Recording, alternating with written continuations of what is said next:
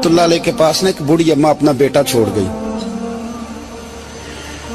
तो हजरत साहब ने को 2, 4, 5 महीने रखा। तो बाद में उसकी अम्मा को बुला के कहा कि भाई तू बेवा है, बेटा तेरा यतीम है, मैं नहीं चाहता कि इसका वक्त जाया हो। ये पढ़ने वाला कोई नहीं, सारे नहीं भाई पढ़ने वाले होते। अब यहाँ वाला माँ बैठे हैं, मैं बेअदब भी ना हो जाऊं। कुछ पूरे 8 साल लगा के भी आ जाते हैं, सनद भी उनके पास होती है, नाराज ना हो जाना, ये तो सब अच्छे लोग हैं। सनद होती है पर पता कोई नहीं होता। ये आला हजरत ने लिखी है बात, सनद होती है, पूरी डिग्री होती है, उस पर कई लोगों के साइन भी होते हैं। तो बहुत सारे तालिब इल्म ऐसे होते हैं जो मदारस में कहते हैं मैं फाजल फलाह हूँ, लेकिन कोई शय पास। तो मौलाना सरदार अहमद साहब मुहद्दिस आज़म पाकिस्तान रहमतुल्लाह अलैह उस बूढ़ी को कहने लगे तेरा बेटा कुंद देना है, पढ़ना पढ़ाना इसने कुछ भी नहीं, तो यतीम बच्चा है, कल को तो कहेगी कि मेरे बेटे ने वक्त जाया किया तो वापस ले जा। बूढ़ी अम्मा रोने लग गई, कहने लगी मैं पढ़ाने तो नहीं लाई थी, मैं तो आपको रब का वली समझती हूँ, मैं तो नौकरी कराने लाई थी। नौकरी हजरत अनस बिन मालिक कहते हैं मेरी अम्मा भी हुजूर की बारगाह में दे गई थी। हुजूर की बारगाह में ये नहीं कहा था कि या रसूलल्लाह पढ़ा दें, हाँ मैं जिम्मेदारी से बात कर रहा हूँ। ये नहीं कहा था हुजूर मुजाहिद बना दें, ये थोड़ी कहा था कि या रसूलल्लाह सल्लल्लाहु तआला अलैहि वसल्लम से मुफस्सिर मुहद्दिस मुहक्किक मुफ्ती बना दें। हजरत अनस की अम्मा कह गई थी सोनिया जब तक ये रहेगा ना आपकी नौकरी करेगा, ये घर के काम काज करेगा, ड्यूटी करेगा, हुजूर ये आपकी नौकरी करेगा। तो मेरे महबूब ने फिर दुआ कर दी, अल्लाह इसे बरकत अता फरमा। तुम समझता है खिदमत वाला खाली रह जाता है? जितना जायका खिदमत वाले को मिलता है, जो उसके नसीब में आता है, वो किसी का नसीब कहां भाई। हजरत अनस कहते हैं हुजूर ने दुआ कर दी, बरकत की। मुझे तो खेती बाड़ी आती भी नहीं थी, पर लोगों के बाग में साल में 1 दफा फल लगता था, मेरे बाग में 2 दफा लगता था। हुजूर ने दुआ कर दी अल्लाह इसे औलाद दे। फरमाते हैं मेरे बेटे, मेरे पोते, मेरे नवासे, मेरी बेटियां, फरमाते हैं मैं जिंदा हूं और मेरी 100 औलादे मौजूद हैं। परेशान हो गया 100 सुन के बच्चे 2 ही अच्छे, 100 औलादे मेरी मौजूद हैं। हजरत अनस मौलाना सरदार अहमद साहब के पास ना छोड़ गई बच्चा, कहने लगी हजरत जी मैं को पढ़ाने के लिए थोड़ा छोड़ गई हूँ, मैं तो इसलिए छोड़ के गई हूँ कि आप मेहरबानी करें खिदमत कराएं। तो हजरत जी कहने लगे कोई ऐसा काम ही नहीं, खिदमत वाला क्या कराऊं। कहने लगी पट्ठे पवा लिया करो जी। हम लड़ पेंदे ने, कहने ने बच्चे काम कर दें मदरसे दा। हालांकि अब कहाँ बच्चे काम करते हैं, अब तो गुजर गया दौर, अब तो बच्चे काम कराते हैं। अब बच्चे भी नाराज हो रहे हैं, घूर घूर के देख रहे हैं। सही कह रहा हूँ आपको, बच्चे काम कराते हैं, बच्चे कहाँ काम करते हैं।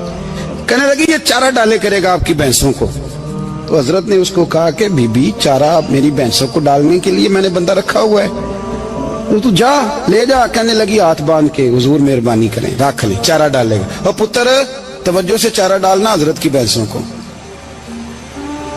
रोने लगी, हजरत ने रख लिया, महीने का खर्चा भी देते।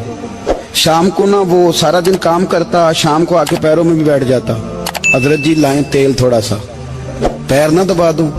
8 साल साथ वाले पढ़ते रहे, ये बेचारा नौकरी करता रहा, मेरा रूप भी नहीं ते मेरा रंग भी नहीं, और मैनू यार मनान दा टंग भी नहीं। कभी कभी ना हजरत बिलाल हबशी फारग होते ना तो नबी पाक की बारगाह में अर्ज करते हुजूर कोई काम तो नहीं, सारे हो गए, हुजूर जाऊं जरा, चले जाते। एक दिन सलमान फारसी कहने लगे या रसूलल्लाह ये बिलाल कहाँ जाता है। फरमाया जा देख के तो आ। हजरत सलमान वापस आए तो आके रोने लगे, कहने लगे सोनिया जब यहाँ से जाता है ना तो जाके सैयदा फातिमा की चक्की पीसनी शुरू कर देता, बीबी साहबा के काम करने लगता है, घर में जाके असनैन की ड्यूटी करता है, वहां भी काम यहाँ भी काम। वो चारा डालता रहा, उसने चारा डाला। हजरत मुहद्दिस आज़म की भैंसों को दस्तारे फजीलत का वक्त आ गया, सारे पगड़ियां सजा के आ गए, आज दस्तार होगी। ये ना पीछे होके बैठ गया, चूंकि पढ़ा ही नहीं था तो दस्तार का है कि दस्तार तो उसकी जो पढ़ेगा, हमने तो पढ़ा ही नहीं, हमने तो यार पढ़ा, घर पढ़ा, ड्यूटी करी। हजरत मुहद्दिस आज़म रहमतुल्लाह अलैह के यहाँ जब ऐलान होने लगा ना कि अब दस्तार होगी, तो हजरत ने पहला ऐलान उसका फरमाया। तो मजा वाला बंदा कपड़े भी कदी कदी बदल देना, वो कहता है जिस हाल में भी था मैं पलट के देखने लगा कि पढ़ा पढ़ाया तो है, कोई शय नहीं। तो ये माजरा क्या है, पीछे से उठ के आए تو کہتے ہیں باقیوں کی دستار کسی عالم نے کی, کسی صوفی نے کی, لیکن یہ بھینسوں کو چارہ ڈالنے والا جب آیا تو محدث اعظم نے فرمایا پگڑی کے بال کو کوئی ہاتھ نہ لگائے, یہ ساری دستار میں نے کرنی ہے. اور فرماتے ہیں حضرت بال بھی دیتے جاتے تھے اور آنسو بھی بہاتے جاتے تھے, ماتھا بھی چومتے تھے, اور فرماتے تھے دستار کے بعد چلا تو نہیں جائے گا یار, مجھے تو عبادت بھی نہیں رہ گئی, مجھے تو چابیوں کو بھی نہیں پتا کون سی کہاں رہتی ہے, جائے گا تو نہیں تو رو پڑا, کہنے لگا سونے جائے تو وہ جس کے پلے کچھ ہے ہو, آتا جاتا تو ہے کچھ نہیں, مجھے کس نے رکھنا ہے, میں نے کہاں جانا ہے, ادھر کہاں تو ادھر ہی رہوں گا. اس طالب علم کے سارے استاد بھائی کہتے ہیں اس نے دستار کرائی, پڑھا پڑھایا کچھ نہیں, پر جو مسئلہ اڑ جاتا تھا نا, وہ جو اڑ جاتا تھا نا, وہ جا کے اس سے پوچھتے تھے تو کتابیں کھولنے کی ضرورت نہیں پڑتی تھی. حضرت ام سلمہ رضی اللہ تعالیٰ عنہ کہتے ہیں میں نے عرض کی یا رسول اللہ صلی اللہ علیہ وسلم میری بچی بڑی بیمار ہے, تو مجھے کسی نے کہا ہے یہ تھوڑی سی نشے والی چیز ہے, یہ بنا کے تیار کر کے دو صحیح ہو جائے گی, بیمار ہے بچی تو یہ نشے والی چیز ہے, اس کو تیار کر کے دو, تھوڑا نشہ ہے. اگرچہ بعض, میں نے شروع میں کہا, بعض لوگ مریض کو, سخت مریض کو ایسی ادویات جو مجبوری بن جائے اس کی گنجائش اور اجازت دیتے ہیں. محتاط علماء تو اس میں بھی بہت ساری چیزیں پہلے بیان کرتے, لیکن اس نے کہا جی میرا نشہ دینا ہے شفا کے لیے. حضرت ام سلمہ کہتی ہے میرے نبی پاک نے میری طرف دیکھا, میری طرف, تو میں نے کہا یا رسول اللہ آپ کیا فرمانا چاہ رہے ہیں؟ تو نبی پاک نے فرمایا ام سلمہ کبھی ناپاک چیز میں بھی شفا ہوئی ہے, کبھی ناپاک چیز میں بھی, کبھی شراب اور خمر میں بھی شفا ہو سکتی ہے. شفا رب کریم نے رکھی ہے پر شہد کے اندر رکھی ہوئی ہے, شفا اللہ نے رکھی ہے قرآن مجید میں رکھی ہوئی ہے, تو اس میں بھی کبھی یہ حضور نے بیان کیا ہے کہ اس کے اندر شفا ہو سکتی, تو امت کتنی دلیری کرتی ہے جو یہ مشورے دیتی ہے کہ اس کے اندر نشہ ہے, شراب ہے, تو کھانسی چلی جائے گی تو فلانی بیماری چلی جائے گی. نہ آؤ ان چیزوں پہ, نہ اپنے ایمان کو خرابی دو, اور نہ ایسی باتیں کرو جس سے کہ درخت رسول اللہ صلی اللہ علیہ وسلم کے واضح ارشادات کی مخالفت ہو. میرے نبی پاک صلی اللہ علیہ وسلم نے فرمایا, اور پھر کچھ لوگ کہتے ہیں تھوڑی پی ہے جی. اب تو میں تجزیے میں پڑھ رہا تھا کہ ایسی شراب ایجاد ہو گئی ہے, لوگ شراب پیتے ہیں اور وہ مست بھی رہتے ہیں, کار بھی چلاتے رہتے ہیں, کہتے ہیں جی نہیں ہمارا ذہن معاف نہیں ہوا تو یہ والی صحیح ہے, نشہ نہیں لاتی. میرے نبی پاک صلی اللہ علیہ وسلم نے فرمایا جس چیز کی تھوڑی مقدار, زیادہ مقدار حرام ہے اس چیز کی تھوڑی مقدار بھی حرام ہے, جس کی زیادہ مقدار حرام ہے اس کی تھوڑی بھی. تو خمر اور شراب اگر فل پینا جائز نہیں تو تھوڑی پینا بھی جائز, یہ حرام ہے اور حرام تھی اور قیامت تک حرام ہی رہے گی. میرے نبی پاک صلی اللہ علیہ وسلم نے منع کیا اور حضور نے اظہار ناپسندیدگی فرمایا, اور میں 40 دن تو عبادت ہی قبول نہیں ہوتی شراب پینے والوں جب تک سچی توبہ نہ کرے.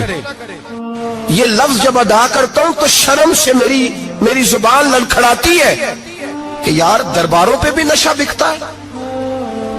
میں یہ بات کر رہا ہوں صوفیاء کا ترجمان, درباروں پہ, مزاروں پہ, اور سجادہ نشینوں تمہیں زمین نگل جائے, آسمان تمہیں لے اڑے, تم پر قہر نازل ہو, تم نے باپ دفن کر کے تو وہاں نشے کا اڈا بنا لیا, ماؤں سے بیٹے چھیننے لگے ہو, عورتوں کے سروں سے کپڑے چھیننے لگے ہو, سہاگ مارنے لگے ہو, بیٹیاں اور بیٹے یتیم کرنے لگے ہو, نشہ بیچتے ہو درباروں اور مزاروں پہ. یہ تماشا لگ گیا. آپ کیسے کروں یہ بات, پر کرنی پڑ رہی ہے, مجبوری ہے, یہ مضمون مکمل نہیں ہو سکتا. بند کر دیں وہ دربار, ہمیں نہیں چاہیے جن درباروں پہ نشہ بکتا ہے. میں ذمہ داری سے کہہ رہا ہوں, بات ریکارڈ ہو رہی ہے. جوتے کی نوک پہ وہ سجادہ نشین جو امت کو ڈرگز دیتا ہے, وہ سجادہ نشین کا ڈیرا نہیں, وہ گند کا اڈا ہے. وہاں سے فیض نہیں مل رہا, امت کی تباہی ہو رہی ہے. بتا دو, پھیلا دو, اس کو اعتراض کرنا کرو. میرے رسول پاک سید عالم صلی اللہ تعالی علیہ وسلم کا دین ضروری ہے, کسی پیر کی سجادگی ضروری, بولیے سجادگی ضروری. بڑی ذمہ داری سے کہہ رہا ہوں اور نمائندگی کر رہا ہوں اپنی جماعت کی. نہ ہمارے بزرگوں نے کل اس کی حمایت کی تھی، نہ آج کرتے ہیں، نہ قیامت تک کریں گے۔ بند کر دیں وہ دربار اور مزار۔ بزرگ دنیا میں یہ کام کرنے آئے تھے، اور ہماری سوچ اتنی گر گئی ہے، اتنے ہم کمزور ہو گئے۔ کہتے ہیں جب اس کو چڑھ جاتی ہے تو پھر بڑی معرفت کی باتیں سناتا ہے۔ تجھے شرم نہیں آئی اللہ لفظ کہتے ہوئے؟ اب نشئی تجھے معرفت سکھائے گا؟ اب تو شرابی سے، بھنگی چرسی سے دین سیکھے گا؟ کہتے ہیں اس نے پی ہوئی تھی، چڑھی ہوئی تھی، میں بات کر دی تو میرا کام بن گیا۔ اتنی گندی اور میلی سوچ صاحب ایمان کی ہوتی ہے، تو اب نشیوں سے جا کر دعائیں کرائے گا؟ سن، میرے نبی پاک صلی اللہ علیہ وسلم نے فرمایا جو شراب پی لے، نشہ کر لے، اس کی تو 40 دن تک عبادت رب قبول نہیں فرماتا۔ تو کہتا چڑھی ہوئی تھی تو اس نے دعا کر دی، تجھے شرم ہی نہیں آئی بات کرتے؟ حیا ہی نہیں کیا تو نے جملہ بولتے؟ یہ کوئی تصوف اور طریقت ہے؟ جاؤ اٹھا کے لے جاؤ۔ ایسی کوئی تصوف اور طریقت ہمیں نہیں چاہیے، ہمیں وہ والی طریقت چاہیے جس میں خدا کے قرآن کی بات ہوتی ہے اور محمد مصطفیٰ کے فرمان کی بات ہوتی ہے صلی اللہ علیہ وسلم۔ تو بھائی یاد رکھو، یہ کوئی طریقہ نہیں۔ ایک مزار ہے، مجھے ایک صاحب کہنے لگے آ جائیں یہاں بھی فاتحہ پڑھیں۔ میں نے کہا یہاں کیا ہے؟ کہنے لگے تھے تو بابا جی نشہ وشا کرتے، پر سنا ہے لوگوں کی منتیں بڑی پوری ہوتی ہیں۔ مجھے جذبات بڑے کم آتے ہیں۔ میں نے اس آدمی کو گریبان سے پکڑ لی، میں کہ ادھر ہٹ، وہ تو نشہ کرتا تھا اور تو جاتا تھا، تیری یہ کیسے طاقت ہوئی؟ تو نے مجھے مشورہ دے دیا ہے، تو ہمیں کمزور سمجھتا ہے؟ ہم کمزور ایمان کے لوگ ہیں، اور میں یہاں تجھے کہوں گا نہیں نہیں میں یہاں نہیں جاتا، میں وہاں جاتا ہوں۔ بالکل کوئی لگی لفٹی بات نہیں، کھری بات۔ تصوف وہ، دربار وہ جہاں قرآن پڑھا جائے اور رسول اللہ کی حدیث سکھائی جائے، باقی کوئی مطلب نہیں کسی قسم کا۔ میں داتا صاحب کبھی جاؤں نا جلسہ کرنے کسی کام سے، کسی تقریب میں، تو میں داتا صاحب کے مزار پہ نہیں جاتا۔ میں کہتا ہوں یار یہ یرانہ نہیں کہ بندہ کسی کام آیا تھا تو فاتحہ پڑھ لی، واپس چلو۔ گکھڑ سے اسپیشل آئیں گے داتا صاحب کے مزار پہ حاضری دیں، اور میرے سنگی گواہ ہیں کہ میں اسپیشل ٹائم نکال کے بہت سارے کام چھوڑ کے اسپیشل جاتا ہوں، اور میں مراد ماننے نہیں جاتا، میں داتا صاحب کا شکریہ ادا کر دے جاتا ہوں۔ میں ان سے کہتا ہوں حضور آپ کی مہربانی، آپ یہاں آئے تو ہمارے بڑے بھی رسول اللہ کے غلام بن گئے۔ میں تو سلام عقیدت پیش کرنے جاتا ہوں۔ ہم مزارات پر جانے کے قائل نہیں، بلکہ ہماری تو عقیدت کا درجہ ہی مکمل نہیں ہوتا جب تک ہم مزار پہ سلام نہ کریں۔ پر مزار داتا صاحب کا، مزار خواجہ معین الدین اجمیری کا، مزار غوث اعظم جیلانی کا، مزار محدث اعظم مولانا سردار احمد کا، مزار اولیاء کا، مزار میاں شیر محمد شرف پوری کا، مزار رب کریم کے بندوں کا۔ بھنگیوں چرسیوں کے مزار نہیں ہوتے، اور نام ان مزارات کے قائل ہیں، بالکل قائل نہیں ہم۔ میں تھوڑے دن پہلے لاہور گیا تھا تو میں کار میں میاں صاحب میاں شیر محمد شرف پوری کا ذکر کر رہا تھا۔ میں اپنے دوستوں سے کہہ رہا تھا یار بہت بڑا بابا ہوا ہے، تو مجھے کہنے لگی کرامت کیا ہے؟ میں نے کرامت یہ ہے کہ ساری زندگی سنت کا درس دیا ہے۔ تو مجھے کہنے لگے آپ کبھی گئے نہیں؟ میں نے کہا میں اسپیشل گیا تھا، اور تھوڑے دنوں کے بعد پروگرام بناؤں گا تو میں ساتھ لے کے جاؤں گا۔ ہم مزارات کے قائل ہیں، حاضریاں دیں گے مزاروں پہ، لیکن بھنگیوں چرسیوں کے مزاروں پر جانے کے قائل ہیں؟ زور سے بولے، یہاں جانے کے قائل ہیں؟ کوئی عقیدہ نہیں ہے ہمارا۔ نشہ بکے گا اب مزاروں پہ، اب یہ تصوف ہوگا وہاں، یہ طریقت ہوگی۔ اور ملت پر رحم کھاؤ خدا را۔ اگر تمہارے قومی ادارے کہتے ہیں رپورٹ کرنے والے کہ 70 لاکھ پاکستانی نشہ کرتا ہے، تو کیا تمہیں یہ نہیں پتا کہ نشہ بیچتا کون ہے؟ کیا تمہیں یہ نہیں پتا کہ ڈرگز کا کاروبار کون کرتا ہے؟ اگر تمہیں یہ پتا ہے تو کیا یہ خبر نہیں تمہیں کہ ان رگوں پر یہ خون اتارتا کون ہے؟ میں اپنے بزرگوں سے معذرت کے ساتھ، نشے کا آغاز، ناراض تو نہیں ہو جائیں گے بزرگ، نوجوانوں کو میں لتاڑ لیتا ہوں لیکن بزرگوں کی عزت کرنا سنت ہے، تو میں بزرگوں سے معذرت کے ساتھ یہ یوں سمجھ لیے خوگرے حمد سے تھوڑا سا گلا بھی سن لے۔ نشہ سگریٹ سے شروع ہوتا ہے، سگریٹ سے۔ میں تمباکو کو حرام نہیں کہتا، یہ فتویٰ نہیں دے رہا۔ تمباکو کا حکم وہی ہے جو مولی کا ہے، جو کچے پیاز اور لہسن کا ہے، کہ آپ جب کھا لیتے ہیں تو منہ سے بدبو آتی ہے، تو آپ مسجد میں آئیں تو آنے سے پہلے مسواک کریں، منہ صاف کریں، پھر آپ آ جائیں۔ تو تو جائز ہے, مکروہ ہے لیکن حرام ہے.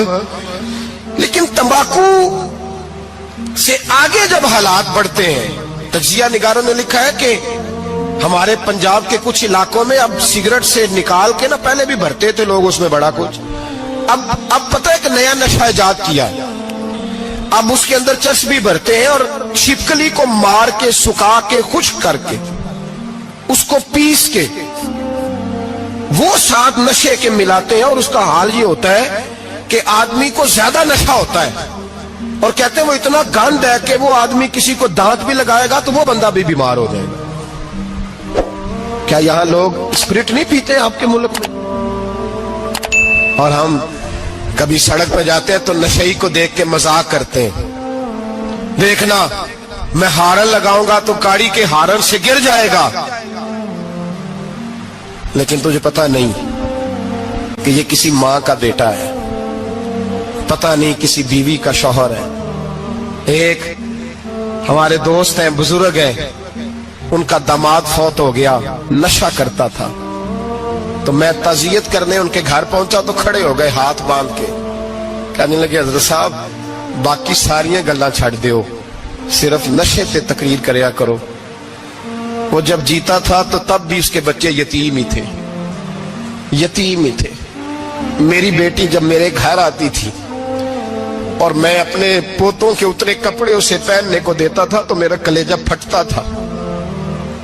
اور میری بیٹی اس کی زندگی میں بھی بیوہ کی زندگی گزار رہی تھی, وہ میری بہوؤں کے اترے ہوئے کپڑے پہنتی تھی. کوئی دعا کرو, کوئی جلسے کرو, یہ لت ختم ہو جائے.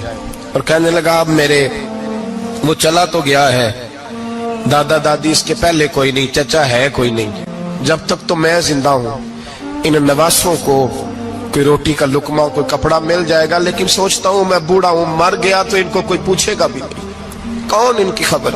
اتنا ظلم اس قوم سے, اتنی زیادتی. اور آرام سے لکھ کر لوگ گزر گئے کہ یہ 70 لاکھ ہے, ان کا درد تو سمجھو, تکلیف تو سمجھو. 7 فٹ کا سونا جوان اور نشے کا عادی ہے تو کسی نالی میں پڑا ہوا ہے. اور میں نے کہا اس قوم کے ساتھ اس سے بڑا بھیانک مذاق کیا ہوگا. کوئی دانشور تھا بڑا ظالم, اس ظالم سے کوئی مشورہ لینے آیا, اس نے آ کے کہا تو بڑا ظالم ہے, بڑے کڑوے مشورے دیتا ہے, میرا ایک دشمن ہے, میں اس سے بدلہ لینا چاہتا ہوں, میرا دل کرتا ہے اس کا بچہ قتل کر دوں تاکہ وہ تڑپے.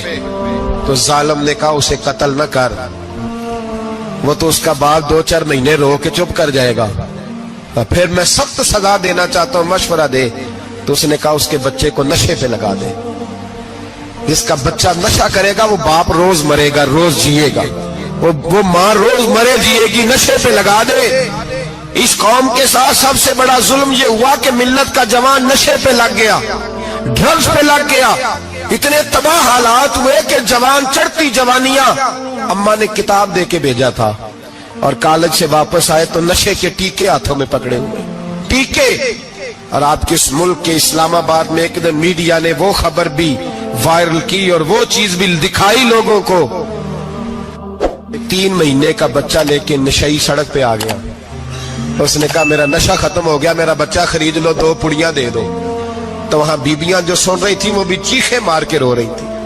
یہ ظلم کیا اس قوم کے ساتھ, اور کرپشن کی لعنت نے اجازت دی سپلائی کرنے والوں کو کہ گلی گلی بھیجے, گلی گلی. انہوں نے کچھ تھوڑا ظلم نہیں کیا ان حکمرانوں نے. اور ہماری اپوزیشن اس کو صرف اتنا پتا ہے کہ یہ جائیں اور ہم آئیں, اس سے زیادہ کوئی غرض نہیں. بھائی کرپشن کے خلاف نکلے ہو تم, نشے کے خلاف کس دن نکلو گے, جوئے کے خلاف کس دن, قوم تو مر رہی ہے نشے سے, اس کے خلاف میدان میں کب آؤ گے. صرف اتنا ہے کہ یہ جائیں اور ہماری باری آئے, اس سے زیادہ کچھ نہیں. جتنے مجرم وہ ہے اتنے ہی تم بنتے جا. سویرے سویرے نا میری والدہ, آپ کو پتہ ہے دیہاتوں میں سامنے بھینسیں رکھی ہوتی تھی, تو اماں جی یعنی وہ سویرے اٹھ کے دودھ رڑک کے اور پھر وہ جب مصلی بچھاتی تھی تب میں سمجھتا تھا کہ یہ تکلفات ہیں, چونکہ جب بندہ پڑھ دیتا ہے نا پھر اسے گنجائشوں کا بھی پتہ چل جاتا ہے. میں سمجھتا تھا یہ تکلفات ہیں کہ وہ پہلے کپڑا بچھاتی, مصلی بچھاتی, پھر پیالے میں پانی لا کے پاس رکھتی, پھر وہ جناب اس پہ پڑھنا شروع کرتی، پھر وہ ریل، اور پھر ریل کے یہ جو حافظ ہوتے ہیں نا ہمارے، یہ پھر زیادہ نہیں چومتے قرآن پاک کو، ان کے پاس ہوتا ہے نا ہر وقت، لیکن وہ